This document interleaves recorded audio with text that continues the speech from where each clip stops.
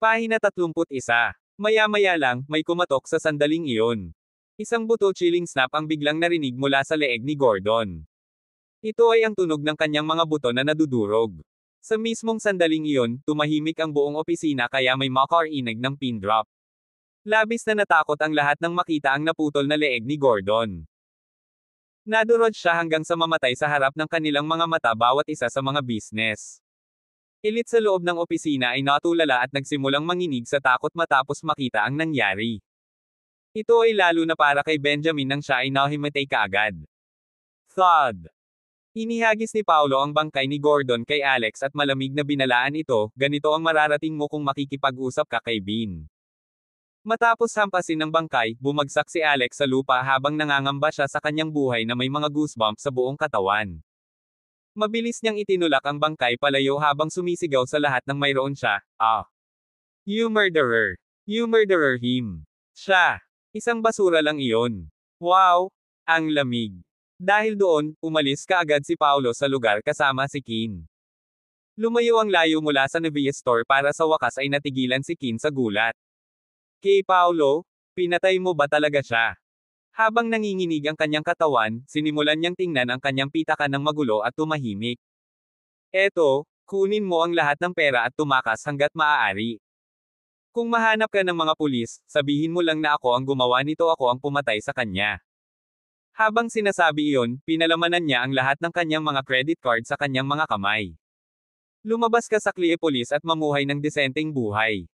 Naantig si Paulo sa pagtatangka ng kanyang kapatid na magsakripisyo, ngunit ang lumabas sa kanya ay tawa. Ibinalik niya ang mga credit card kay Kin at malumanay na sumagot, "Kin, don't worry. We'll be fine." Paano magiging posible iyon? Pinatay mo si Gordon. Siguradong hindi ka hahayaan ng pamilyang Win na makatakas. Gagamitin nila ang lahat ng posibleng paraan para mapatay ka. Nagsimulang mamula ang mga mata ni Kin sa kanyang pagkabalisa. It's all right, Paulo. There's no need to be afraid.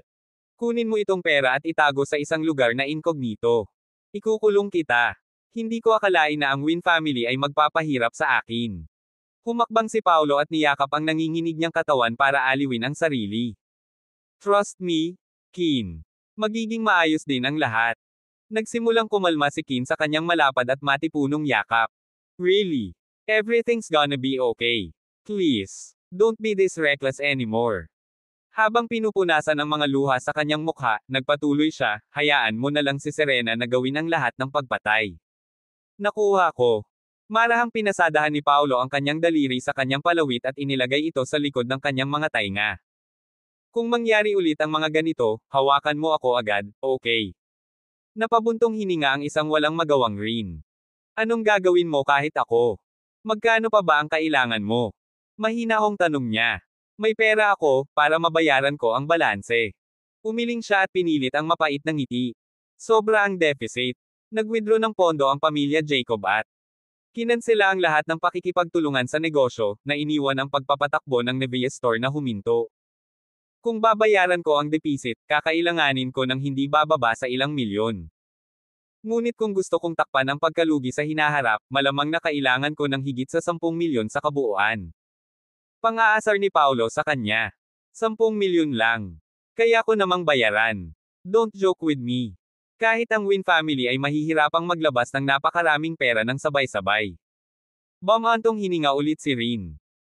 Hindi ko nais na makakuha ng 10 milyon ng sabay-sabay, ngunit inaasahan ko lamang na makakuha ng isang paghinga at isang pagkakataon upang matulungan ang Nivea store na unti-unting malampasan ang paghihirap na ito. Sa kasamaang palad, sa lahat ng mga kumpanya ng pamumuhunan sa Cleopolis na napuntahan ko, walang sinuman sa kanila ang handang tumulong sa akin, lalo na ang Hammond Group. Pinunit pa nila ang aking panukalang proyekto sa harap ko at pinaalis ako ng security. Agad namang nanlamig ang mga mata ni Paulo matapos marinig iyon. Talagang pinalayas ka nila physically. Rin wore a mournful look and answered, "Yep, but it's just a slight kick. I'm alright." "Well. Very well," sabi niya sa malamig na tono. "Papabayaran ko ang Hammond Group na deficit kung gayon." Gusto niya talagang gamitin ang sarili niyang pera para bayaran ito, pero ngayon, gusto niyang bayaran nila ang presyo. Rin, bakit hindi ka bumalik para magpahinga? Sinubukan ni Paolo na pigilan ang kanyang galit at sinabing, pupunta ako sa Hammond Group ngayon. Tingnan natin kung ipapaalas din nila ako. Napalitan ng gulat ang katawan ni Rin na agad na sumigaw, Paolo, hinahayaan mo na naman na manahimik sa ulo mo ang galit. Hindi natin kayang makipagkulitin sa Hammond Group. Akmang bubuksan na ni Paolo ang kanyang bibig at sawayin siya, walang lumabas mula rito. Nilunok niya ang mga salitang gusto niyang sabihin dahil alam niyang nag-aalala ito sa kanya. Sa halip, sinubukan niyang aliwin ito. Okay, fine. I'll listen to you. Hindi ako pupunta sa Hammond Group pero hahanapin ko ang kasama ko. Tuluyan ng kumalma si Rin at tumango bilang pagsang-ayon. Okay. Umuwi ka ng maaga. Oo naman. Pagkaalis niya, biglang nagdilim ang mukha niya. The next thing he knew, dumiretso na siya sa Hammond Group. Ang Hammond Group ay ang pinakamalaking kumpanya ng pamumuhunan ng Cleopolis at ang presidente nitong si Charlie Dean ay nasa tuktok ng listahan ng mga bilyonaryo ng Cleopolis sa loob ng ilang magkakasunod na taon. Sa makatuwid, siya ay talagang maruming mayaman. May dahilan kung bakit tumanggi siyang pondohan si Bean, ngunit hindi ito dahil sa takot nila sa pamilyang Jacob. Paimpel niyang tinignan ang Nevia Store. Marami siyang proyekto sa ilalim ng kanyang kumpanya na katulad ng Nevia Store, kaya hindi siya nag-abala na kumita ng sobrang maliit na pera mula sa Nevia. Pagdating ni Paolo sa Hammond Group, sumakay siya sa elevator at dumiretso sa pinakamataas na palapag ng gusali, humakbang patungo sa opisina ng presidente pagkatapos. Hoy! Hoy! Sino ka? Lumapit sa kanya ang isang babaeng secretary na nakasuot ng luxury suit at walang pakundangay na tinanong, saang departamento ka galing? Exclusively for the president ang lugar na ito. Isang nakasimangot na Paolo ang sumagot, I'm representing the Nevia Store to meet Charlie Dean. Nevia Store. Nagsuot siya ng masamang tingin matapos marinig ang sagot nito. Bakit may pinadala pa silang ibang tao dito? Yung babaeng pumunta kanina dito nataman at sinipa ng security. Nalaglag pa yung sapatos niya habang tumatakbo paalis. Are you guys coming back for more of that? Habang bumabaon ang mga salita ng sekretarya, agad na namula ang mga mata ni Paolo. Sa lamig na nagmumula sa kanyang katawan, nagtanong siya, sino ba talaga ang babae? Sino pa kaya yon? Siyempre, ang diyosa na negosyante ni Cleopolis Kinwin.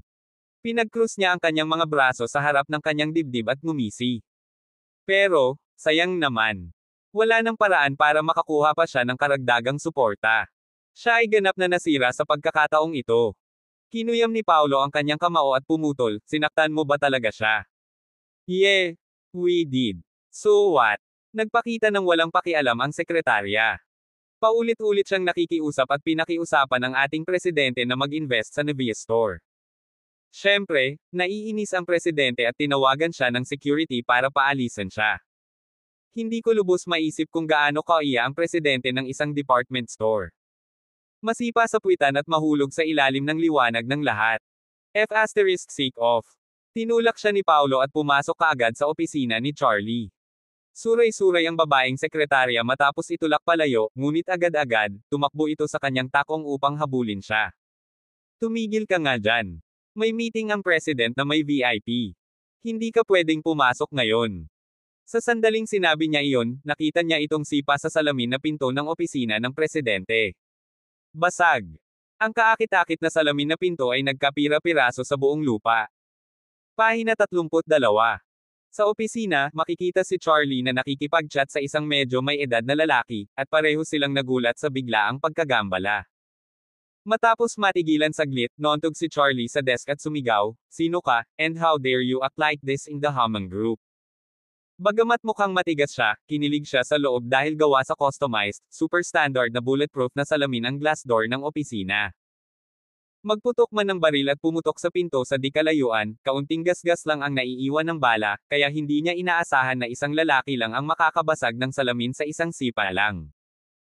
Kung hindi dahil sa katotohanan na ang kliyenteng nakaupo sa sopa sa tabi niya ay isang hindi pangkaraniwang tao, tatawag na sana siya ng pulis dahil sa pagkabigla.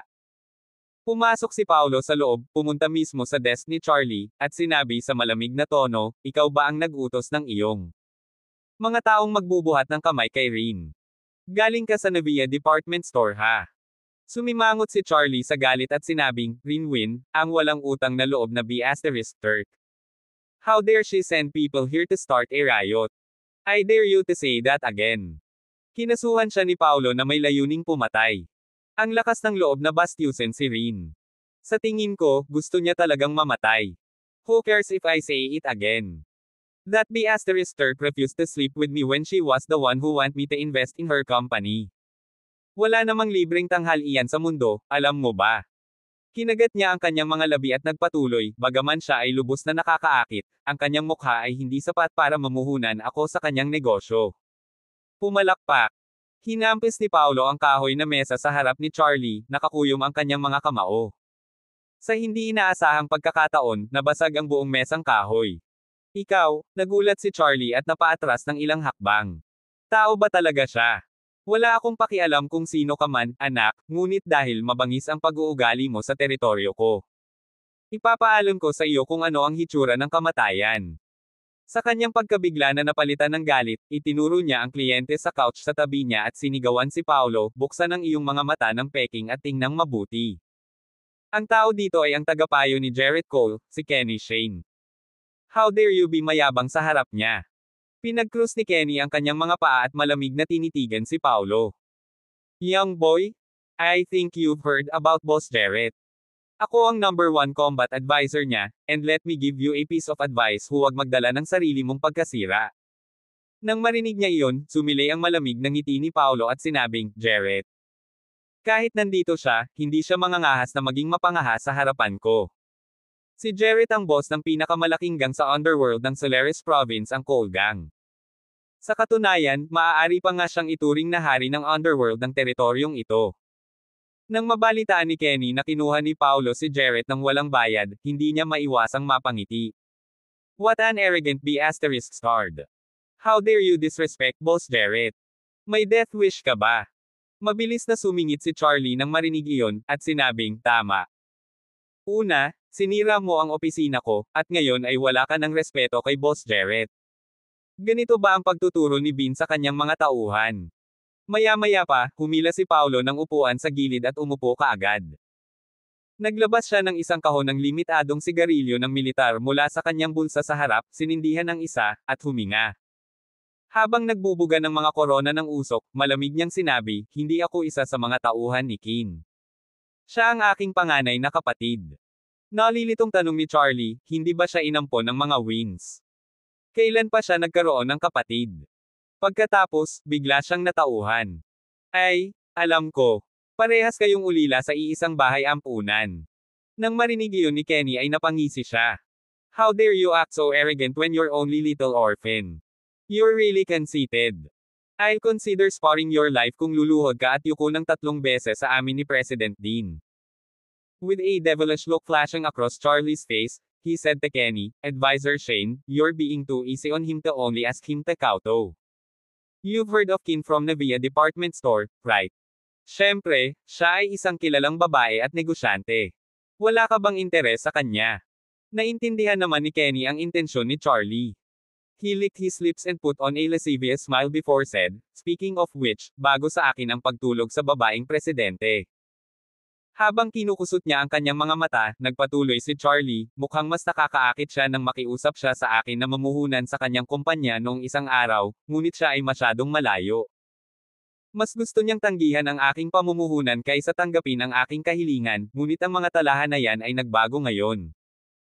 Dahil ang kanyang kapatid ay dumating sa kanyang sariling mga paa upang maging isang bihag, maaari na lamang natin siyang i-detain at pagbabantaan siya na darating at kunin siya, hindi na niya magagawang tumanggi. Habang nagsasalita siya ay ngumiti siya ng malademonyo kasama si Kenny. Samantala, huminga ng malalim si Paolo sa kanyang sigarilyo, pilit na pinipigilan ang kanyang balak na patayin sila. Sinasabi mo bang i-hostage mo ako? Ang kanyang tono ay tila walang pag-aalinlangan, ngunit ito ay tila malamig na tila nadudugo.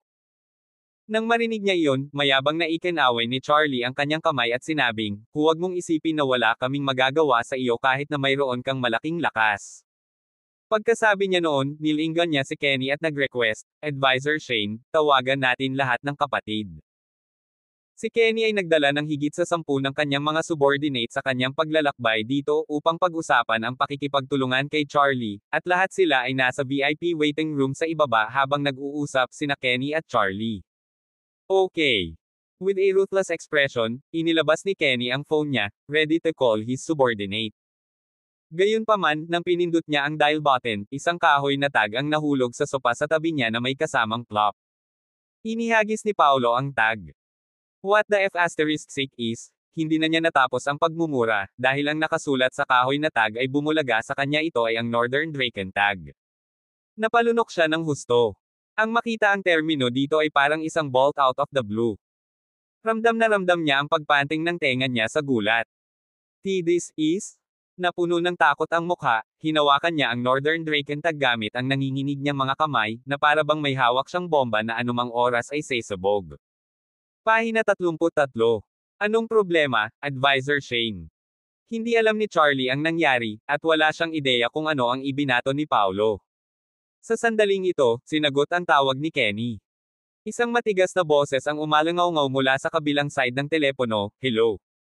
Advisor Shane. Gayunpaman, si Kenny ay nakaupo lamang doon na walang laman na tila ang kanyang kaluluwa ay umalis sa kanyang katawan.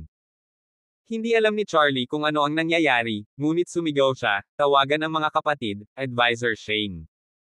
Kapag hinayaan natin siyang makatakas, wala nang pagkakataong kasing laki nito na banta si Kin. Tila narinig ng nasa kabilang side ng telepono ang sigaw ni Charlie, kaya sumigaw siya, gusto ng advisor na umakyat tayo. Lahat. Grab your weapons. Sa lahat ng nangyayari sa paligid niya, nagbingi-bingihan pa rin si Kenny at nanatiling glassy-eyed. Advisor Shane. Sinubukan siyang tawagan muli ni Charlie, ngunit hindi pa rin siya sumasagot. Sa sandaling iyon, bumuga si Paolo ng isang korona ng usok at sinabing, walang saysay na tawagan siya, dahil hindi na siya mangangahas na ibuka ang kanyang bibig. Anong ibig mong sabihin? Nagulat, naramdaman ni Charlie na may hindi tama sa isang iglap. Ilang sandali ang nakalipas, nasa sarili niyang mundo, pinagpapantasyahan kung paano niya paglaruan si Kin nang hindi namamalayan ang biglang pagbabago ng ekspresyon ni Kenny. Sa wakas ay nahuli niya at napansin na may problema. Anong nangyayari? Bago niya matapos ang kanyang pangungusap, nakita niya si Kenny na unti-unting dumudulas mula sa sopa na para bang nawalan siya ng mga buto. Thud! Halos kaagad, napaluhod si Kenny sa sahig, nakaluhod sa harap ni Paolo. Sa sandaling ito, ganap na natulala si Charlie.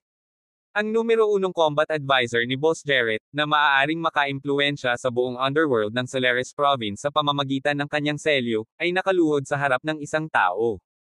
Mas malala pa, na may isang binata sa edad na 20. What's going on?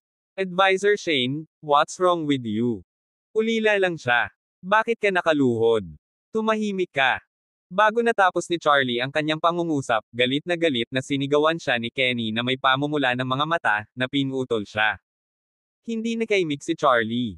Siya ay nasa ganap na pagkalito at walang ideya kung ano ang nangyayari.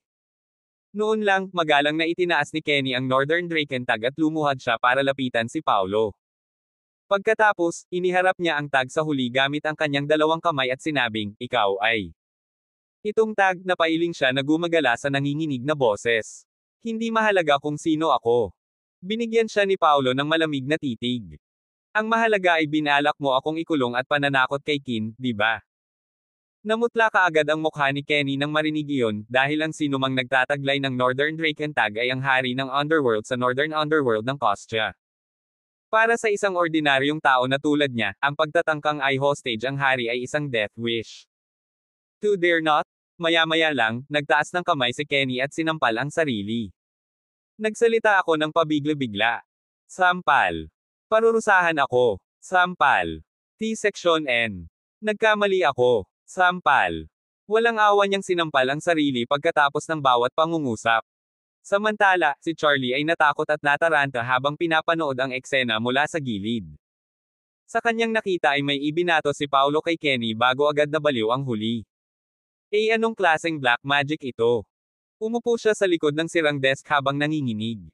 Sa sandaling ito, higit sa 10 matatag na lalaki ang bumaha sa silid mula sa koridor.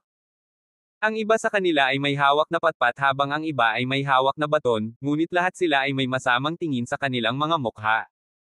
Nang makita nila ang nabasag na pinto ng opisina ng presidente, alam nilang may nangyari kaagad, kaya sumigaw sila, Advisor. Anong meron? Nasaan si Advisor Shane? Agresibo silang pumasok, at walang awa ang kanilang mga mukha. Gayunpaman, sa pagtapak nila sa basag na salamin, na handang magsimula ng laban, lahat sila ay natigilan sa isang iglap. Sabay-sabay, tila nakakatawa ang mabangis na ekspresyon sa kanilang mga mukha. Advisor, ang mataas na numero 1 combat advisor sa kanilang mga puso ay nakaluhod sa harap ng isang binata at nanginginig na parang aso. Lumabas kayo. Lahat kayo. Takot na takot si Kenny, dahil sa takot na baka lumala pa ang mga hindi bagay na nasasakupan niya, kaya sinigawan niya ang mga ito sa pagtatangkang palayasin sila. Dahil nandito na sila, bakit umalis? Itinapon ni Paulo ang upos ng sigarilyo sa ilalim ng kanyang mga paa at itinatak ang sigarilyo. Pasok kayong lahat. Nanlamig ang lahat sa kanyang dagandong ng galit. Makalipas ang 30 segundo, binitawan ng lahat ng mukhang matipunong lalaki ang mga sandata sa kanilang mga kamay at lumuhad sa tabi ni Kenny. Naka-cross legs, tumingin si Paulo kay Charlie, na puno ng takot ang mukha. President Dean, ano ulit ang hiling mo kay King? Ay, it was nothing, nanginginig ang mga paa ni Charlie sa takot. Ngayong kahit ang numero 1 combat advisor ni Boss Jarrett ay umaarte ng duwag, paano pa siya magiging mayabang? Nang marinig iyon ni Paulo ay biglang naging malamig ang kanyang ekspresyon. I really hate people lying to me. If you still dare to answer with another lie, putulin ko yang dila mo. Sa sandaling sinabi niya iyon, naramdaman ni Charlie ang isang mabigat na presyon laban sa kanya. I'll say it, namutla ang mukha niya. I asked Kim to sleep with me for a night, and I promised that I'd invest in her. How much? T20 milyon. 20 milyon lang ang inaalok mo, pero naglakas loob ka pa ring hilingin sa kanya na matulog sa iyo. Binigyan siya ni Paulo ng nakamamatay na tingin. Dahil doon, nanghina ang mga tuhod ni Charlie nang bumagsak siya sa lupa. He said with quivering lips, I won't do it again. Never again. I can provide funds for Kim right now. 100 million. I can give her 100 million right away without any. Mga dibidendo. Hindi, 1 bilyon. Alam niya na kung hindi siya nag-aalok ng kahit ano, siya ay isang patay na tao ngayon.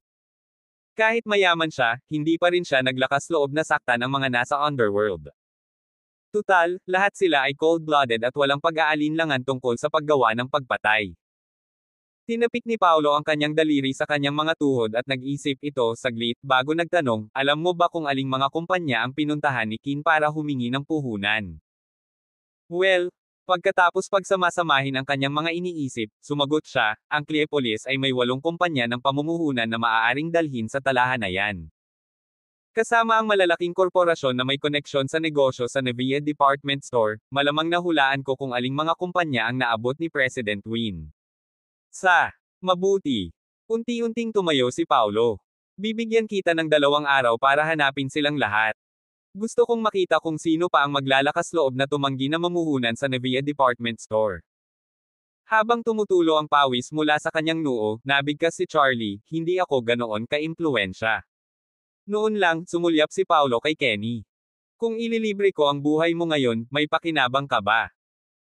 Ang ibig niyang sabihin ay kung hindi niya matutulungan si Charlie na tapusin ang gawaing ito, tiyak na mamamatay siya ngayon. Of course, tumango ulit si Kenny. Sino ba ang mga ngahas na hindi makikipagtulungan? Hahayaan kong patayin ng mga kapatid ko ang buong pamilya nila. Magaling. Dumagundong si Paulo. Gusto kong makita silang lahat sa Nevia Department Store makalipas ang 2 araw ng tanghali. Dalhin mo sa akin ang kanilang mga ulo kung huli sila ng 1 minuto. Pahina 34. Pag-uwi ni Paulo, nakasatin nightdress si Kim at tulala siyang nakaupo sa sopa. Sa pag-aakalang kailangan niyang isuko ang Nevia Department Store sa tanghali kinabukasan, nanlumo siya. Green. Umupo ang lalaki sa tabi niya at mahinahong nagsalita. Huwag kang mag-alala, tiyak na may papasok na investments kapag nakita nila ang iyong kakayahan. Hindi niya sinabi sa kanya ang tungkol sa nangyari kanina dahil ayaw nitong bumisita siya sa Hammond Group kaya naman hanggang tanghali na lang siya kinabukasan. Sa oras na iyon, aayusin niya ang lahat para sa kanya kaagad. Umiling si Rin at sinabing, natanong ko na ang lahat na posibleng makahingi ng tulong, ngunit wala ni isa sa kanila ang handang sumalungat sa pamilyang Jacob, itinali niya ang kanyang mahaba at kulot na buhok sa isang gilid ng kanyang balikat at nahiga. Pababa sa kanyang kondongen bago umiyak, ang trabaho ko sa lahat ng mga taon na ito ay malapit ng masira. Nang marinig iyon ni Paulo, inaliw niya ito habang tinatapik ang braso nito, everything's Magiging maayos. Magtiwala ka sa akin. Sa sandaling ito, sinira ng doorbell ang kanilang mapayapang sandali. Parehong umalangaw-ngaw mula sa labas ang sigaw ni na Elijah at Isabel. Rin! Buksan mo! Buksan mo ang pinto ng Peking ngayon din. Nang marinig niya ang boses ng adoptive parents niya, napaupo siya ng husto. Bakit sila nandito? Tumakbo siya papunta sa pinto at binuksan ito. Bago pa man siya makapagsalita ay tinulak na siya ni Isabel at dirdiretsong naglakad papasok ng bahay, dahilan para madapa si Rin. Nasaan na ba yung B***start na yon? Palabasin mo siya ngayon. Sumunod si Elijah sa likod ni Isabel, pumasok sa bahay na madilim ang mukha. Nang makapasok na sila sa loob, nagmarcha sila palapit kay Paulo habang nakaupo ito sa sopa. Mamamatay tao ka. Umalis ka na dito. Itinuro ni Elijah si Paulo at bumulong, alam mo ba kung gaano kalaki ang problema mo sa amin pagkatapos patayin si Gordon mula sa legal department? Kasunod yun, umupo si Isabel sa carpet at hinampas ang hita niya habang umiiyak, paano tayo mabubuhay ng ganito? Ginawa mo talagang miserable ang buhay natin. Habang tinitingnan niya ang kaguluhan, napakunot ang noo ni Rin at nagtanong, Ma, Dad, pwede mo bang ipaliwanag kung ano ang nangyayari? Ano ang kinalaman sa iyo ng pagkamatay ni Gordon? Pumunta sa amin ang kanyang pamilya at humingi ng 5 milyon bilang kabayaran. Galit na tinitigan siya ni Elijah. Nagbigay na ng pahayag ang lolo mo na hindi namin hahayaang makaapekto ang bagay na ito sa reputasyon ng Win family. Maaari naming ipasa ang tusok na ito ay isang mata para sa isang mata, pagkatapos ng lahat o kailangan naming bayaran ang 5 milyon sa aming sariling. Nang marinig ni Isabel ang mga salitang 5 milyon, ay nagsimula na naman siyang gumawa ng eksena habang nakaupo sa lupa. I've never earned this much money in my entire life. Ang paghingi ng 5 milyon sa amin ay parang hinihiling na mamatay kami. Sa sandaling ito, nakaramdam din si Rin ng kaguluhan. Kung nangyari ito noong nakaraan, hindi malaking bagay ang paghiram ng 5 milyon sa kumpanya, ngunit ngayong nasa bingit na ng pagkabangkarote ang Navia Department Store, ang pagnanais na humiram ng 5 milyon sa kumpanya ay naging imposibleng gawain. Mom, Dad, gagawa ako ng paraan. Kinagat niya ang ibabang labi at nagpatuloy, titingnan ko kung makahiram ako ng pera sa mga kaibigan ko. Maaaring sapat na ito pagkatapos idagdag ito kasama ng aking ipon. Nang marinig iyon, tuluyang tumigil si Isabel sa pag-iyak at bumangon sa lupa. Gawin mo na. Agad-agad. Kailangan ko ng 5 milyon ngayon. Ma, 5 milyon? Hindi 5,000. Paano ako makakaipon ng napakaraming pera sa isang gabi? Baka sa ekspresyon ng mukha niya ang kanyang pagkabalisa. Paano ito? Bigyan mo ako ng 2 araw, at siguradong ibabalik ko ang pera sa iyo. Hindi pwede. Katiyakang sinabi ni Elijah. Hindi kami naniniwala sa'yo. Alam ko nang bababa ang Navia Department Store. Paano kung tumakas ka kasama ang B***start na to? Kanino ako kukuha ng pera? Galit na galit niyang pinandilatan si Rin at sinabing, kung alam ko lang na hindi mo kayang mag-handle ng department store, hindi sana ako nag-sponsor o nag-ampon sa'yo noong una pa lang. D***man 8. Akala ko nag-adopt ako ng negosyo. Kahanga-hanga, ngunit nawala mo lang ang lahat ng aking F***ikang pera. Tama. Sabi mo ibabalik mo sa amin ang 100 milyon. Mapait na sigaw ni Isabel. Bakit hindi ka nalang maglabas ng 5 milyon ngayon? Namumula ang mga mata dahil sa pamumunan nila, ikinuyom ni Rin ang kanyang kamao at nagngangalit ang kanyang mga ngipin, sabay sabing, huwag kang mag-alala, dahil wala pa akong utang kahit kanino. Talagang ibabalik ko ang 100 milyon na ipinangako ko sa iyo. Sa oras na iyon, aalis ako sa Win family sa isang iglap, at hindi ako mananatili kahit na magmakaawa ka sa akin. Isabel rolled her eyes and said, okay, okay. There's no need for you to bluff, just give us the 5 million now. Otherwise, just let this B***start pay for it with his life. Fine. Hihiram ko na. Kinuha ni Rin ang phone niya sa couch, handang tawagan si Cecilia. Dahil si Cecilia ang panganay na anak ng Larsen family, dapat umabot sa 1 o 2 milyon ang kanyang personal na ipon. Gayunpaman, kahit matalik na magkaibigan sila, hindi lang pwedeng hilingin ni Rin kay Cecilia na ipahiram sa kanya ang lahat ng kanyang ipon. Habang si Rin ay nagpupumiglas sa loob, inagaw ni Paulo ang kanyang telepono at sinabi sa malalim na boses, Rin, ako ang pumatay. Gordon. Magbabayad ako ng kabayaran. Saan ka makakakuha ng napakaraming pera? Sinubukan niyang bawiin ang phone niya. Ayos lang. Maiintindihan ko ito. With a smile, he then explained, I've been in the military for so many years. Natural, I have 5 million. It's not that big of a sum, after all.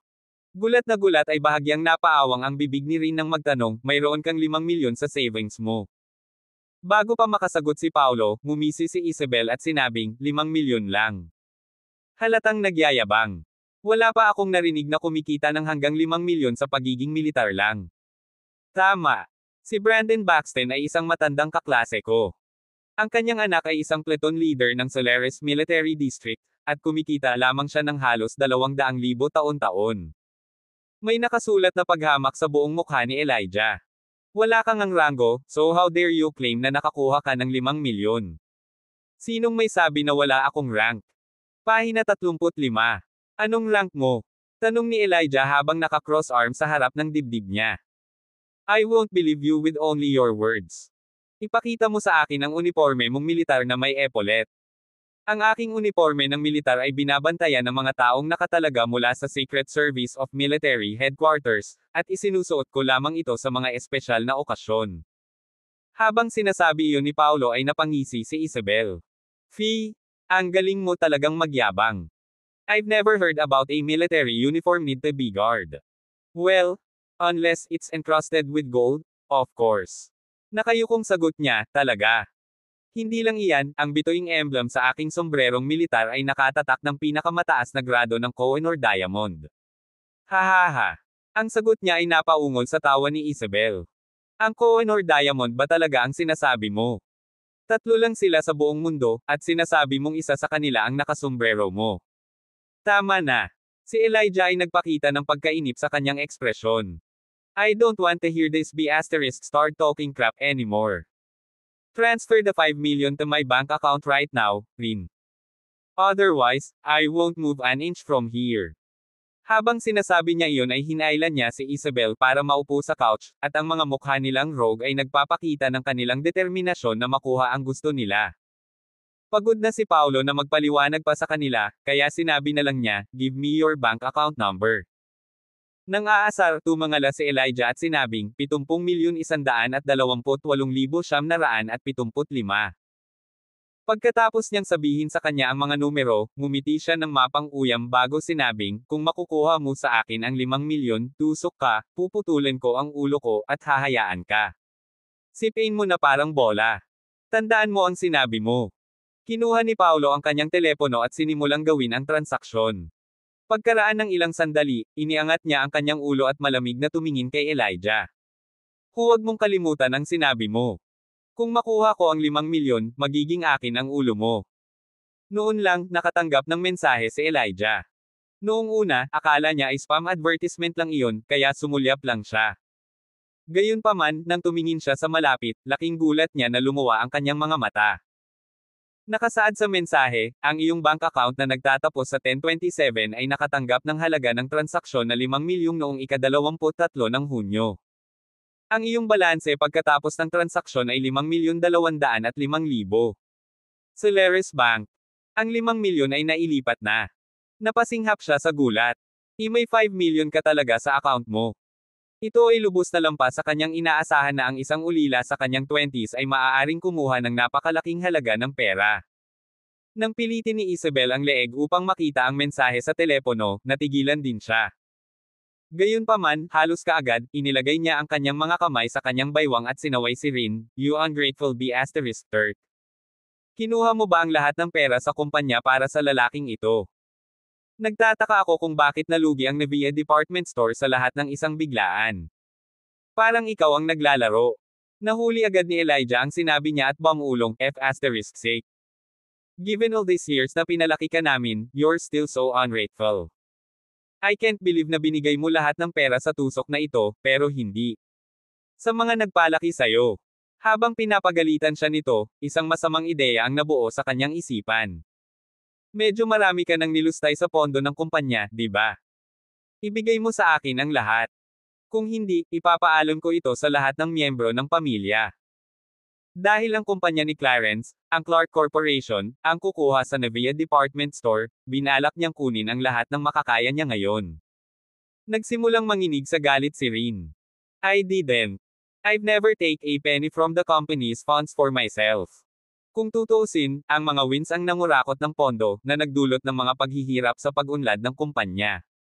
Hindi ka payag na bigyan kami ng pera, eh. Inunat ni Elias ang kanyang kamay at itinuro siya, na nagsasabi, napakaraming kinuha mo para sa iyong sarili, ngunit ayaw mong magbigay sa amin ng anuman. I've never taken anything. Anong gusto mo sa akin? Si Rin ay nasa bingit ng pagkasira. You're such an ungrateful *Turk. Si Elijah ay tumingin ng malademonyo. Hintayin mo na lang kinabukasan kung kailan mo ibigay ang Navia Department Store. Ipapacheck ko sa kanila ang account ng kumpanya on the spot. Kapag nalaman kong kumuha ka ng kahit isang sentimo sa mga wins, maaari kang maghanda para pumunta sa kulungan. Kung tutuusin, wala nang silbi si Rin kapag kinuha na ng pamilya ni Clarence ang Navia Department Store. Dahil hindi niya makuha ang kanyang pera, gagawin niya ang mga bagay na pangit. With that, sinara niya ang pinto at umalis matapos siyang takutin. Habang nakatingin sa nakasarang pinto ay unti-unting ibinaba ni Rin ang kanyang katawan at niyakap ang kanyang mga tuhod bago siya humagulgol. Palagi niyang itinuring na pamilya niya ang mga ito at palaging nagpapasalamat at nagpapasalamat sa kanila. Sa kabila ng pagmamanipula ng mga ito sa kanya, hindi siya kailanman nagbitaw ng isang salita ng reklamo. Nakalulungkot kahit na matapos ang lahat ng mga taon ng walang pag-iimbot na debosyon, hindi niya inaasahan na ganito ang pakikitungo nila sa kanya sa huli. Noon lang, yumoko si Paulo, niyakap siya, at marahang inihiga sa sopa. With her blushing face, kininayos ang kanyang magulong damit pantulog at pinunasan ang kanyang mga luha bago nagtanong, Paulo, saan nanggaling ang lahat ng pera? Kung sa mga loan shark, gagawa ako ng paraan para mabayaran iyon. Kahit na siya ay nawalan ng pag-asa, si Paulo pa rin ang unang taong inaalala niya. It's all my savings. Don't worry. Everything will be fine. Tahimik niyang tinitigan ang mga mata nito. Magtiwala ka sa akin. Hindi maaalis ang Navia Department Store, at ang mga wins na nang-aapi sa iyo ay matututo ng kanilang leksyon. Sa isang kisap mata, 2 araw na ang lumipas. Umagang-umaga, dinala na ni Henry si Clarence, Elijah, at ang iba pang miyembro ng Win family sa Navia Department Store. Ito ang pangalawang pangunahing negosyo ng Win family pagkatapos ng Clark Corporation, kaya naman pinahahalagahan nila ang pagkuha na ito. Pagdating nila sa opisina ng presidente sa pinakataas na palapag ay bakas ang kasakiman at kasab-ikan na gumagapang sa buong mukha ni Alex. Pagkatapos ng araw na ito, siya ang magiging presidente dito. Ang pagkuha ng ganitong malaking kumpanya ng walang anumang pagsisikap ay nagpatawa sa kanyang mga panaginip. Pagpasok nila sa opisina ay agad na tumayo si Rin sa upuan. Lolo, Tito Clarence, Dad. Sa sandaling iyon, humakbang si Alex patungo sa kanya at hinawakan ang kanyang damit, kinaladkad siya palabas ng mesa ng presidente habang mayabang na sumigaw, How dare you stand behind this desk kapag nandito si Lolo? Show some respect. Bitawan mo yang kamay mo. Nagkibit balikat si Rin. Nakakahiya ka. Nagpakita ng walang pakialam si Alex habang nakaawang ang mga labi. So what if I'm outrageous? Malapit ka nang umalis dito, at wala nang lugar para sa iyo sa Win family. Pahina 36. Habang nag-iisa siyang nakatayo sa harap ng iba, hindi napigilan ni Rin ang manginig. Sa sandaling iyon, kahit isa sa kanila ay walang pumanig sa kanya at nagsalita para sa kanya. Maging ang kanyang adoptive father, si Elijah, ay malamig na tumingin sa kanya. Sa tulong ng 2 nakababatang miyembro ng Wins, umupo si Henry sa upuan ni Rin at mayabang na sinabi, nakahanda na ang kasunduan sa paglilipat ng equity. Maaari mo na itong pirmahan kung wala nang ibang problema. Huminga ng malalim si Rin. Sige, pipirmahan ko na. Wala nang babalikan kapag pinirmahan niya ang kasunduan, ngunit wala na siyang ibang paraan. Kinuha niya ang kasunduan kay Alex at binasa ito ng linya sa linya. Halos biglang nagbago ang ekspresyon niya. Lolo, bakit fully transferred na ang share sa Clark Corporation? Hindi ba napagkasunduan nating mag-iwan ng maliit na bahagi para sa akin? Nagsimulang manginig ang mga kamay niyang nakahawak sa kasunduan. At saka, bakit ang tatay ko ang kumukuha ng transfer fee? Paano naman ako? Ibinuhos ko na ang puso ko sa pagpapatakbo ng negosyo, bakit wala akong nakukuha? Habang hinahaplos niya ang kanyang maputing balbas, ipinaliwanag ni Henry, mas maganda para sa kumpanya kung ganap nating ililipat ang share sa isang tabi, kaya hindi mo na kailangang magalit tungkol dito. Tungkol sa bayad sa paglipat, si Elijah ang iyong ama. Kaya hindi na kailangang i-distinguish kung sa iyo o sa kanya, hindi ba? Bagamat parang isang makatwirang pahayag, pinipilit lang niyang huwag mag-iwan ng kahit ano para kay Rin. Kapag napirmahan na niya ang kasunduan, hindi na siya magkakaroon ng anumang koneksyon sa Navia Department Store, at wala siyang makukuha kahit isang sentimo. Walang paraan na pinipirmahan ko itong hindi makatarungang kasunduan. Desidido si Rin habang umiiling, dahil masakit talaga sa kanya na gumawa ang mga wins ng hindi makatarungang kasunduan tulad nito. Talagang sinusubukan nilang sipain siya palabas ng laro ng walang awa. Nakagat ni Rin ang labi niya na baka sa mukha niya ang lungkot at kawalan ng pag-asa. Hindi niya maintindihan kung paano sila naging malupit na sipain lang siya na parang sinisipa nila ang isang bato. Siya ay naging bahagi ng pamilya sa loob ng 9 na taon, kung tutuusin. Nang mapansin ni Alex na actress na si Rin ay agad siyang sinimangutan. Stop being so shameless, Rin. Don't waste our time and just sign the agreement already. Samantala, malakas na hinampas ng galit na Henry ang mesa. Wala ka sa posisyon para tumanggi. Pirmahan mo na. She gnashed her teeth and responded toughly, huwag mo akong subukang i-bully. I won't sign this she*TT agreement even if I see Navia department store going down in front of my own eyes. Elijah, ganito ba ang pagtuturo mo sa anak mo? Gusto mo bang makitang magalit si Dad? Saway ni Clarence kay Elijah na madilim ang mukha. Ang mapagalitan na parang bata ay lubos na nagpahiya kay Elijah dahil hindi na siya bata pa. Kasalanan lahat ng batch na to. Habang iniisip niya iyon ay mas lalo siyang nagalit kaya binatukan niya si Rin at sinabing, Rinwin. If you're not signed this agreement today, you can cut ties with our family right now. Malungkot na tumawa si Rin. Hahaha. Kahit pirmahan ko, makikick out pa rin ako sa pamilya. Itatapon mo na lang ako pagkatapos mong makuha ang gusto mo, tama ba? The*man 8. Hindi na kinaya ni Alex. Tinuro niya ang ilong nito at sumigaw, kawawa ka, bilasan mo at pumirma ka sa kasunduan habang nagpapakabait pa tayo. Huwag mo akong ipatong sa iyo. Maya-maya pa'y may umalangaw-ngaw na boses mula sa labas ng kwarto. Gawin mo at tingnan mo kung ano ang mangyayari.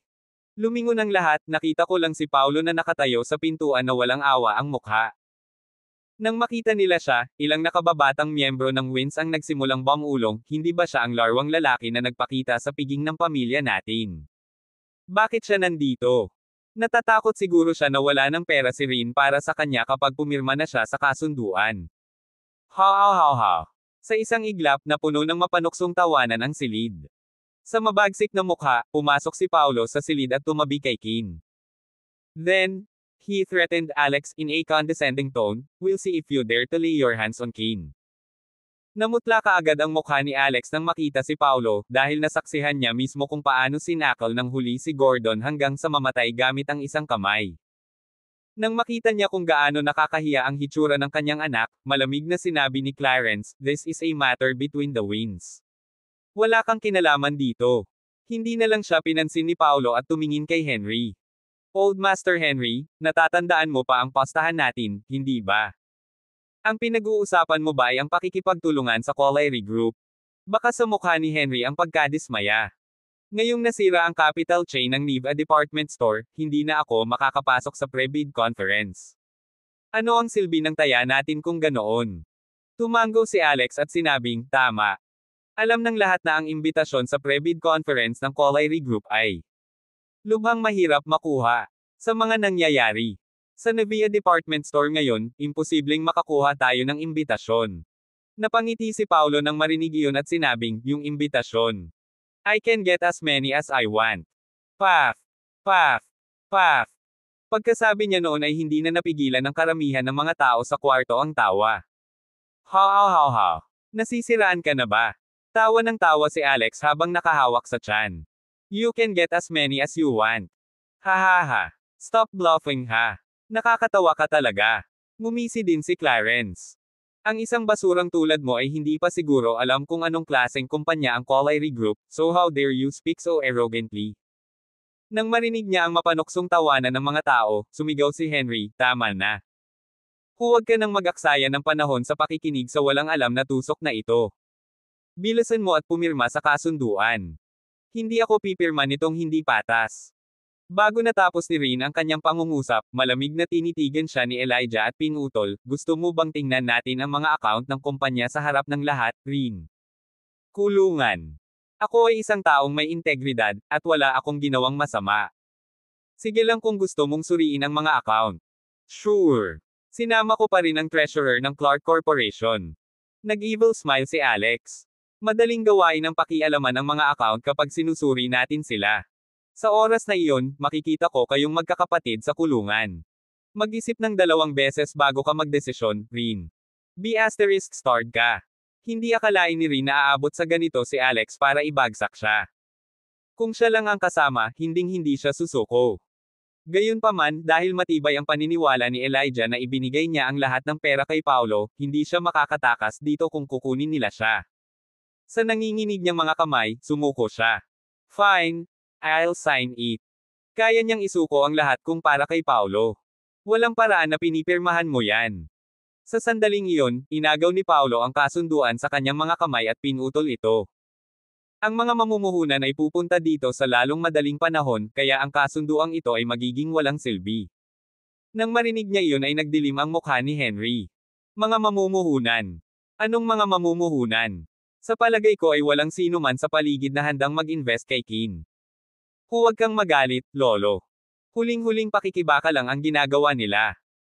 Pagkatapos ay sinabi ni Alex ng mapanlate, alam kong nakapunta na siya sa halos lahat ng kumpanya ng pamumuhunan sa Cleopolis, ngunit wala ni isa sa kanila ang nagseryoso sa kanya. Ang iba pang wins chimed in at sinabi, hahaha, dahil ang Jacob family ay nagbigay na ng order, ito ay magiging imposible para sa kanya upang makakuha ng anumang mga pamumuhunan. Sinabi sa akin ng kaibigan ko na nagtatrabaho sa Hammond Group na si Kin ay pinalayas ng security, at nahulog pa siya. Isipin kung gaano siya napahiya. Oo, iyon din ang narinig ko. Ngayon, lahat ay umiiwas sa kanya na parang siya ang Grim Reaper. Nang marinig ni Rin ang kanilang mga sinabi ay namutla ang kanyang mukha at tuluyang nawala ng kulay. Vroom, vroom, vroom. Sa sandaling iyon, ang tunog ng makina ng isang hypercar ay umalingaw-ngaw mula sa ibaba, na pinutol ang kanilang mga panunuya. Kasunod nito, walang tigil ang ingay ng makina mula sa malayo hanggang malapit. Napakalakas ng tunog na malinaw na maririnig sa bintana sa ika-9 na palapag. Tumakbo si Alex papunta sa bintana at tumingin sa ibaba, nagtataka. Nang sumunod na sandali, laking gulat niya na nalaglag ang kanyang panga, at halos lumuwa ang kanyang mga mata sa kanyang ulo. What the F*** sake? Saan nanggaling ang lahat ng hypercars na ito? Pahina 37. Sa ground floor, sunod-sunod na pumasok sa parking lot ni Navia ang mga hilera ng mag-agarang sasakyan, na naging pangalawa lamang ang palabas sa isang auto show. Mayroong Rolls-Royce Cullinan, isang Bentley Mulsanne Extended, at kahit isang Ferrari F8. Halos lahat ng pinakamagagandang kotse ni Cleopolis ay nagsama-sama. Ay ito. Ano? Namangha si Alex na halos hindi na siya makapagsalita. Ano ito? Anong nangyayari? Nang makita ang reaksyon ni Alex, umakyat ang magkapatid na Win sa bintana. Samantala, nabulunan si Elijah nang makita ang engranding auto show sa ground floor, dahilan para maubos siya ng marahas. Anong nangyayari sa mundo? Bulalas niya na namumula ang mukha. Sa sandaling iyon, itinuro ni Clarence ang isang kulay abong Porsche Macan habang ang kanyang mga mata ay nanlalaki sa hindi makapaniwala. Alam ko ang kotse na iyon. Iyan ang sakay ni President Gali ng Cleopolis Trust Investment. Maging si Henry ay hindi na rin makaupo nang marinig niya ang Cleopolis Trust Investment, at agad siyang bumaril habang ang mga kamay ay nakapatong sa mesa. Pumunta si President Gali sa Navia. Bulalas niya habang pasuray-suray sa bintana, iniunat ang leeg para mas makita ang ground floor. Napabuntong hininga ang lahat sa sumunod na segundo, dahil pinapanood nila ang makapangyarihang presidente ng Cleopolis Trust Investment na sinusundan ng kakaiba sa likod ng isang nasa katanghaliang gulang na lalaki. Sino yon? Si Henry at ang kanyang mga anak na lalaki ay nagpalitan ng isang sulyap sa takot, ngunit wala sa kanila ang nakakaalam kung sino ang malaking pagbaril na ito. Sa isang kisap mata, 12-dosenang mga hindi mabibili na mamahaling sasakyan ang pumarode sa ibaba nila, at lahat ng bumaba sa mga sasakyan ay nakasuot ng marangya at buong klase.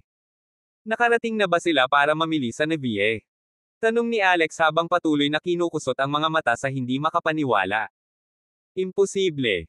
Dalawang iling ang tanggi ni Clarence. Cleopolis Trust alone has a handful of mega malls. As if they even think about buying anything from this measly mall.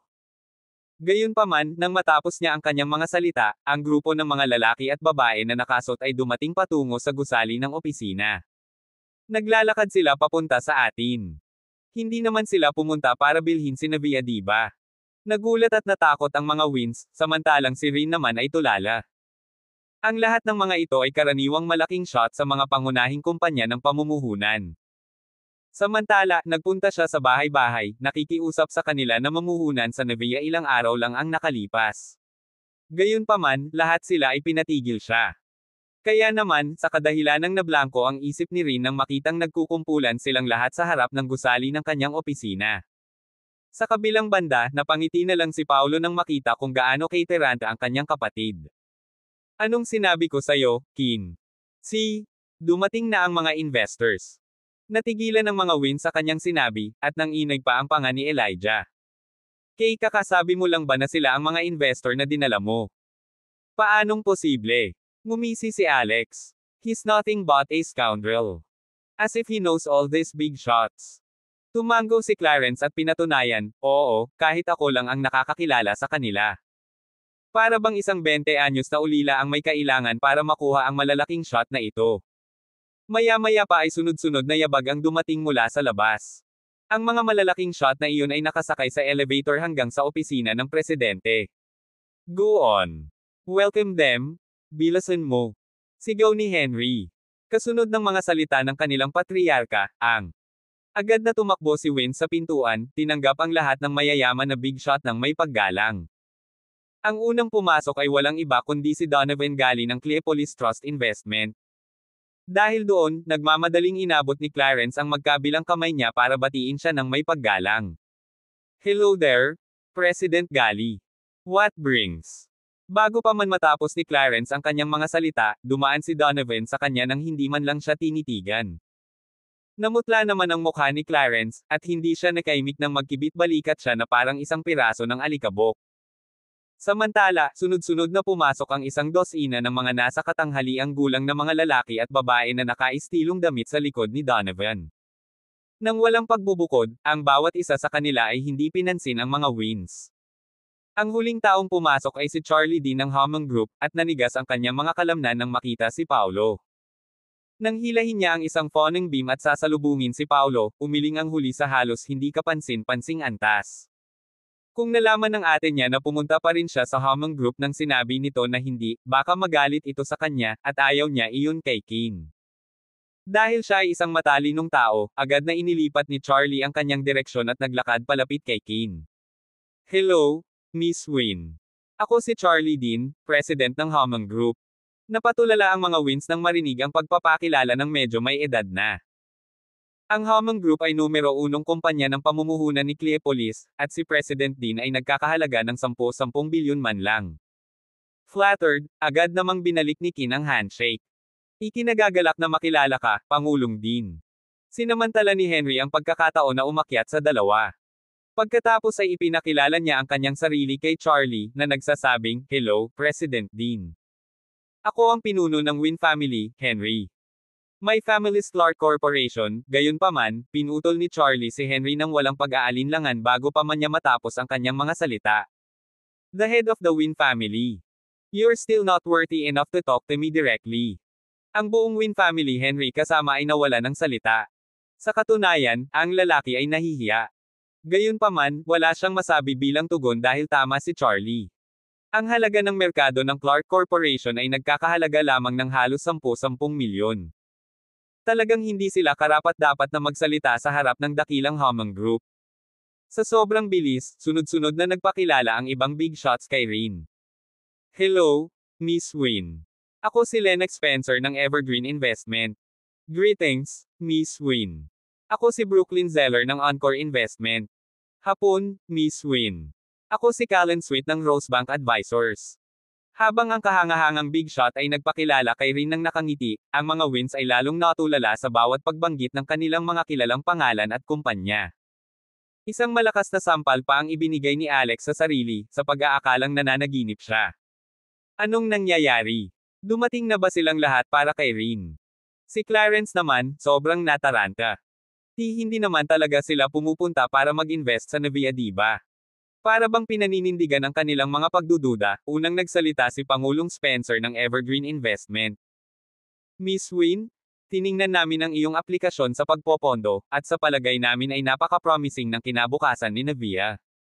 Dahil dito, napagpasyahan naming pondohan ang 100 milyon. Ano? 100 milyon. Ang anunsyo ay naging sanhi ng pagyelo ng mga wins na tila sila ay naging mga fossil. Walang tigil ang pagkibot ng mga kalamnan sa mukha ni Henry. Ang Navia ay walang iba kundi isang maliit na department store, at sapat na ang 100 milyon para bilhin ito ng maraming beses. Gayun din, ang anunsyo ay dumating tulad ng isang bolt in the blue kay Rin, at naisip niya ang kanyang puso ay lalabas mula sa kanyang dibdib anumang oras ngayon. Gayunpaman, hindi lang iyon. Pagkatapos magsalita ni Lennox, sumunod naman ang iba. Ang Encore Investment ay magpopondo rin ng 100 milyon. Rosebank Advisors din mag-i-invest kami ng 100 milyon. 100 milyon mula sa Summit International Management din. Pahina 38. Ang lahat ay hindi nabigla nang marinig na ang lahat ng malalaking shot na ito ay nakikipaglaban upang pondohan si Navia, at si Alex ay nagpupumilit na lumunok habang siya ay bumubulong sa pagkataranta. I must be hearing things. That's a total of 1.2 billion. 1.2 billion sa isang pangalawang klaseng pamilya tulad ng mga wins ay isang ganap na hindi maisip na figure. Napatulala si Henry, at gayon din ang magkapatid na Win. Sa katunayan, lahat ay labis na nagulat. Hindi lang nila maintindihan kung paanong napagod at na-corner si Navia. Maaaring biglang makatanggap ang department store ng napakaraming pondo mula sa napakaraming big shot. Noon lang, naghulog ng isa pang bomba si Charlie.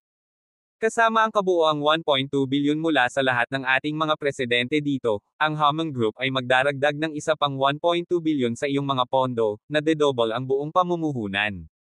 Sabi niya kay Rin. Napalingon ang lahat ng marinig ang anunsyo. Gaano kalalim ang bulsa ng Hammond Group? Paano niya nagagawang doblehin ang pondo ng iba ng ganoon kadali? Paf! Ang anunsyo ay labis na nabigla kay Henry na siya ay tumalsik ng isang subo ng dugo. 2.4 bilyon.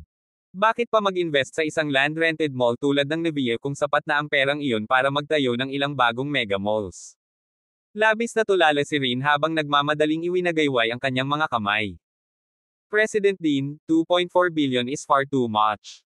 20 million lang ang kailangan ko para buhayin si Navia. Nakakalungkot, wala siyang sinabi, at nag-alok na sila ng 120 beses na higit sa kinakailangang pondo. Napakahirap paniwalaan na akala niya nananaginip siya. Napahagalpak ng tawa si Charlie sa sinabi niya. Hindi mo na lang dapat pakayin na buhayin ito, Miss Win. Nakita na nating lahat kung ano ang magagawa mo. Sa pondong ito, naniniwala akong magagawa mo ang Navia bilang pinakamalaking chain mall ng Solares Province. Pero, nang gustong sabihin pa ni Rin, pinutol na siya ni Alex. Gago ka ba, Rin? Paano mo tatanggihan ang pera nila? He approached Charlie, buttering up to him as he said, President Din, Rin will be transferring all of Navia's shares to Clark Corporation shortly. Bakit hindi mo na lang gamitin itong 2.4 billion para mag-invest sa Clark Corporation sa halip? I guarantee the proceeds ay mas malaki kaysa sa pamumuhunan nito sa Navia.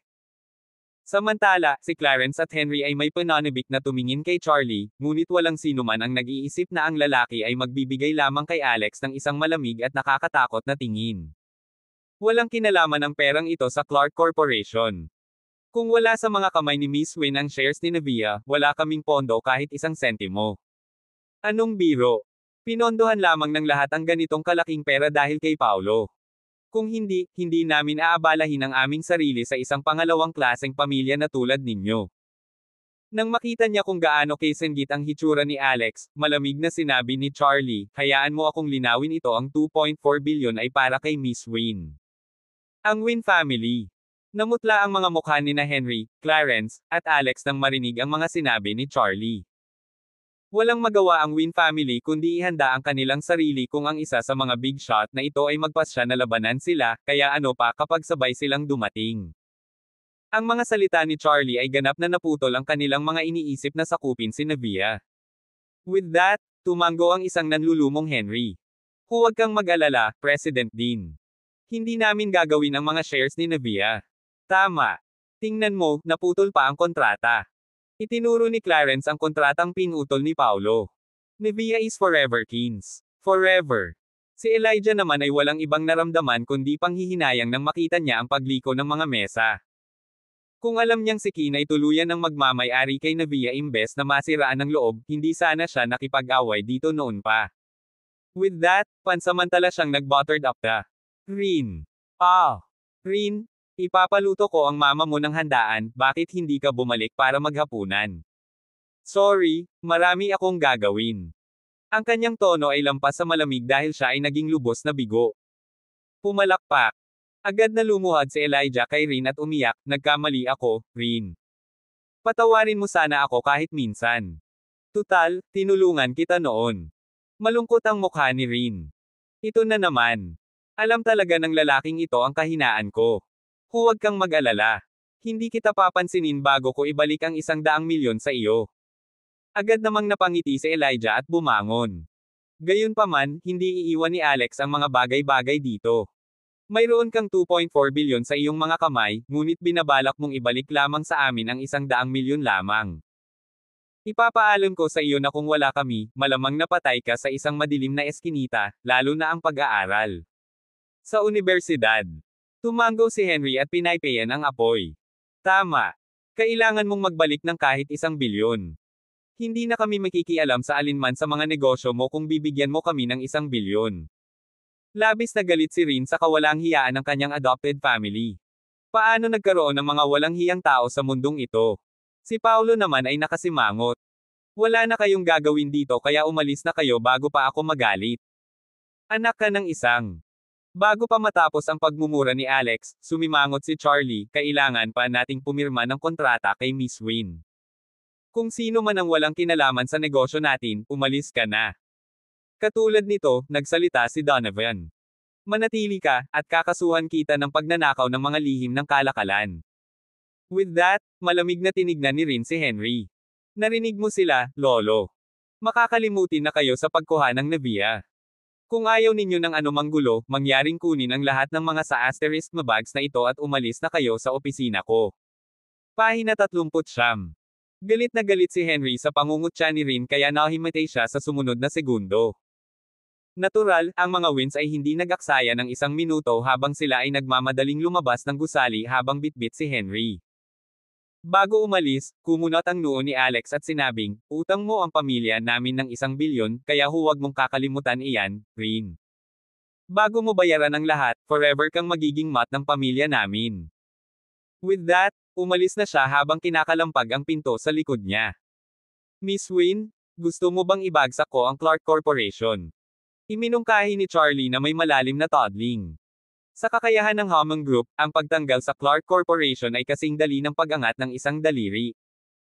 Kahit na ang Clark Corporation ay may Roseland Chamber of Commerce na sumusuporta sa kanila, kailangan lang niyang kumuha ng isa pang pares ng pabalik-balik. Salamat, President Dean, pero ayos lang. Umiling si Rin. Ang kabaitan at puot ay magkaibang usapin. Ako pa rin. May tiwala akong malilinas ko ang aking 1 bilyong utang. Bakas ng paghanga ang mga tingin ni Charlie matapos marinig ang sinabi ni Rin. Well then, President Win, let's sign the contract, di ba? Matapos kunin ang kontrata, nag-isip si Rin saglit at mariing sinabi, President Dean, I want to be slow and steady and work my way up genuinely. Hence, 2.4 billion is way too much. I'm already very thankful if you ang mga lalaki ay maaaring mamuhunan ng 50 milyon sa Navia. Pero President Win, nagsimulang pagpawisan ang mga palad ni Charlie dahil sa kaba. Nangako siya kay Paulo na magpopondo siya ng 1 bilyon pagkatapos ng lahat. Maya-maya, nagsalita si Paulo. 50 million is perfect. Just ask them for more if you require additional funds in the future. Oo, oo, oo. Lihim na nakahinga ng maluwag si Charlie at nagmamadaling tinawag ang legal advisor ng Hammond Group. Bilis, palitan ito ng 50 milyon, at siguraduhing automatikong magre-renew ang kontrata. Gayun din, ang ibang mga mamumuhunan ay pumirma sa kontrata ng pamumuhunan kay Rin at tiniyak na hindi na muling haharap sa mga problema sa pagpopondo si Navia. Matapos maayos ang lahat, pumasok na sa bank account ni Navia ang pondo mula sa Hammond Group. After seeing all the big shots to the parking lot, Rin thanked them. President Dean, hindi na ako makapagpapasalamat sa iyo at sa tulong ng lahat. Panigurado, hindi ko hahayaang malugi ang iyong mga pamumuhunan. Hindi naman ganoon kahalaga kung matalo man tayo o matalo dito. Humalaklak si Charlie. Gayunpaman, maaari akong magbigay sa iyo ng kaunting payo tungkol sa pagbabrand ng iyong mail, President Win. Naningkit ang mga mata ni Rin sa narinig. Pakisabi, President Dean.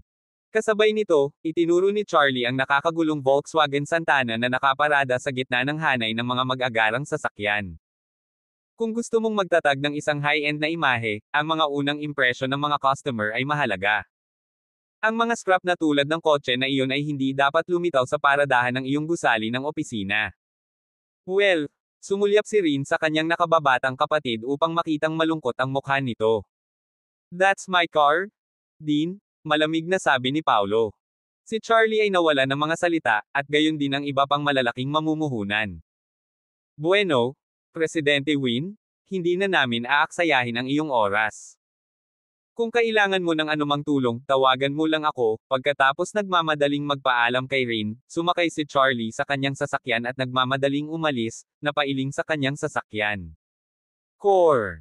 Habang pinagmamasdan ng 12-12 ng mga mamahaling sasakyan na sunod-sunod na umaalis, bumulong si Paulo, ayan, bibili na ako ng bagong sasakyan sa mga susunod na araw. Sapat na sa kanya itong junky na Volkswagen Santana. Palagi siyang nag-aalala kung ito ay maituturing na basura at hinihila palayo sa tuwing ipinaparada niya ito sa gilid ng kalsada. Ang masama pa nito, tahasan pang ang itinuro ni Charlie na ang kanyang piraso ng scrap ay nakaapekto sa imahe ni Navia. Hindi ito tungkol sa kanyang dignidad, ngunit maging si Paulo ay sapat na rin dito. Kin, wala akong masyadong alam sa mga kotse. Bakit hindi mo ako tingnan sa loob ng ilang araw?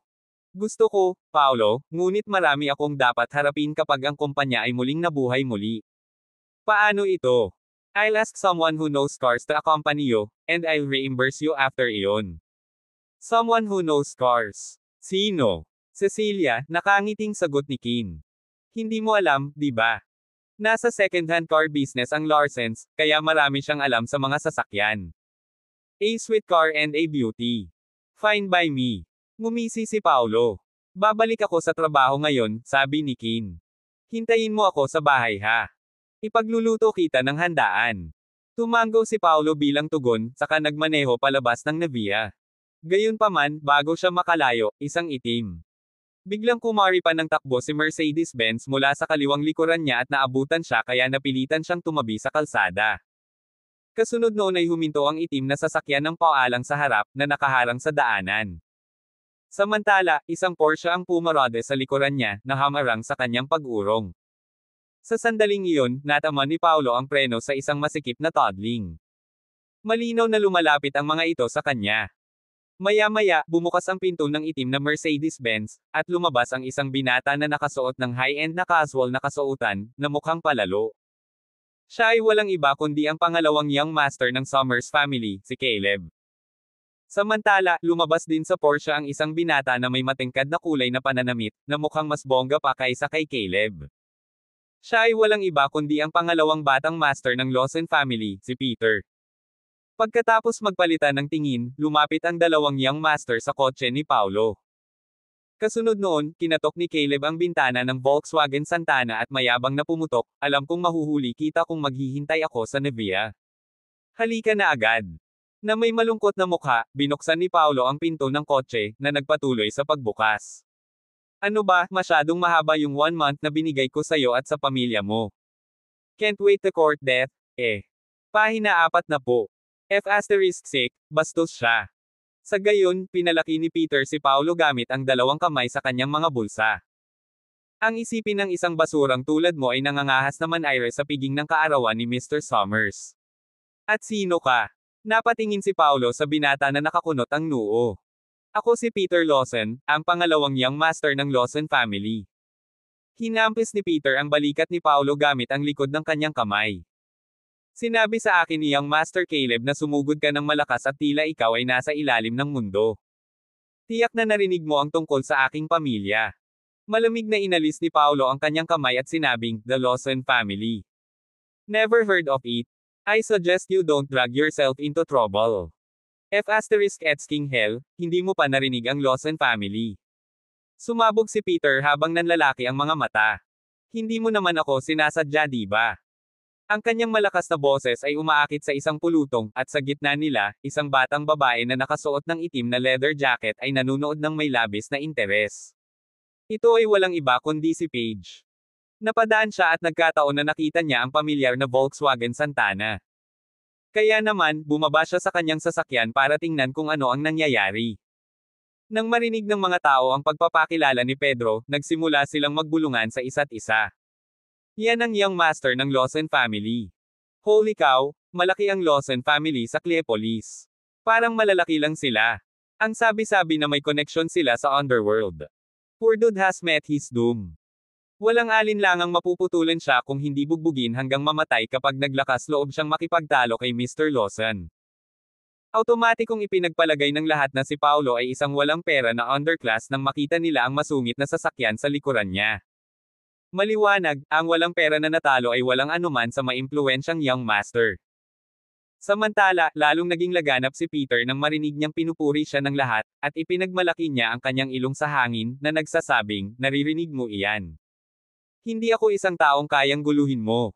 Dahil humingi si Young Master Caleb ng ang tulong ko, sisiguraduhin ko hanggang sa katapusan nito. Gayunpaman, si Paolo ay tumingin lamang ng walang pakialam sa kanya, na walang nikatiting na emosyon sa ilalim ng kanyang mga mata. Ganyan ba talaga kalakas ang pamilya mo? Hahaha. Napatawa si Peter na parang ngayon lang niya narinig ang pinaka-nakakatawang biro sa mundo. Wala ka bang narinig sa balita tungkol sa Lawsons? Don't tell me you can't even afford a phone. Sa pagkakataong iyon, nagtawanan ang mga tao. Talagang katawa-tawa na ang isang tao ay maaaring maging ganito kahiwalay sa lipunan ng ang media ay halos lahat ng dako. Kung ganoon, magpapakabait ako at liliwanagan ka. Hinaplos ni Peter ang kanyang dibdib. Narinig mo na ba ang tungkol sa bagong lumitaw na Collieri Group? Hayaan mong sabihin ko sa iyo na ang mga Lawson ay nakakuha ng mga imbitasyon para sa kanilang pre-bid conference sa pamamagitan ng mga panloob na mapagkukunan. Ngayon, alam mo ba kung gaano tayo kalakas? Umalangaw-ngaw ang mga hingal at hiyaw sa gitna ng mga tao kasunod ng mga salita ni Pedro. Kasunod ng agresibong pag-usbong ng Collieri Group sa Cleopolis, naging usap-usapan ito kamakailan. Ngayon, alam na ng buong lungsod kung gaano kalalim ang bulsa ng misteryosong megacorporation na ito. Ang sino mang maaaring iugnay ang kanilang sarili sa kumpanyang ito ay tiyak na tataas sa tuktok sa isang gabi. Nang marinig ng karamihan na nakuha na ng mga Lawson ang mga imbitasyon sa pamamagitan ng mga panloob na mapagkukunan, hindi nila maiwasang mapahanga at mainggit. Maging si Caleb ay nabigla. Peter, nakuha na ba ng pamilya mo ang mga imbitasyon? Natural. Napatango si Peter ng may pagyayabang. Ang pre-bid conference ng Collieri Group. Nagtaas ng kilay si Paolo. Kahanga-hanga ba ang makasali sa komperensyang ito? Ang tinatawag na pre-bid conference ay ilan lamang sa mga collaboration project na random na itinapon ni Lancer bilang red herring. Hindi ito ang pinagtutuunan ng pansin ng kanilang trabaho, ngunit sinong mag-aakalang ang isang imbitasyon lamang ay magiging napakahalaga at mahirap makuha para sa mga tagalabas na ito. Anong sinabi mo? Nakakabilib ba? Tumingin si Peter kay Paolo na parang tulala. Napakarami lang sa lalawigan ng Solaris na magkakaroon ng pagkakataong dumalo, ngunit ang aking pamilya ay nakakuha ng 2 imbitasyon. Sabihin mo sa akin kung ito ay kahanga-hanga. Tumango si Caleb bilang tugon. Why bother explaining so much? As if naman makukuha ng isang talunan na tulad niya. Ngumisi si Paolo at iminungkahi kay Peter, dahil ang imbitasyon na ito ay napakahalaga, bibigyan kita ng pagkakataon. Kung lumuhad ka, humingi ng tawad sa akin, at umalis sa aking paningin, maaari kong muling isaalang-alang ang pagbawi ng iyong imbitasyon. Medyo ibinalik ni Paolo ang banta ni Peter sa kanyang sarili. Anong sinabi mo? It took Peter a second to process what Paulo just said bago niya hinawakan ang tiyan niya at tumawa. Hahaha, you've got to be kidding me. You withdraw my family's invitation. What a joke. Ganun din, napatawa si Caleb. You think you're some big shot, F***sacker. What do you have to bullshit? Maging ang mga tao ay tumawa, dahil walang naniniwala na magagawa ni Paulo ang sinabi niya. Hahaha, the best surely live amongst the folks. This dude sure can boast. Kung masasabi niya sa mga imbitasyon ng Colliry Group, magsaset up ako ng live stream at kakain ng shitty. Dahil doon, nagtawanan at natawa ang mga tao. Gayunpaman, malamig lang ang tingin ni Paulo kay Peter. Don't believe me. May kailangan lang akong tawagan, pero bahala na kung aakyat ang Lawson family sa taas o mawawala ang pagkakataong ito. Sa madaling salita, ang lahat ay napunta sa alinman sa pag-alis ni Peter nang walang salita o tumangging humingi ng tawad. Hahaha, F***king hell, stand-up comedian ka ba? Alam mo talagang magpatawa. Tawa ng tawa si Peter kaya napaiyak siya. Kung talagang may withdraw ng iyong tawag sa telepono ang imbitasyon ng aking pamilya, gagawin ko ang sinasabi nila. Ano ba, magsaset up ako ng live stream at kakain ng shitty. Sige. Yan ang mga salita mo, hindi akin. Walang sabi-sabi, inilabas ni Paulo ang kanyang telepono at tinawagan si Lancer. Bawiin ang mga imbitasyon ng Lawson family, stat.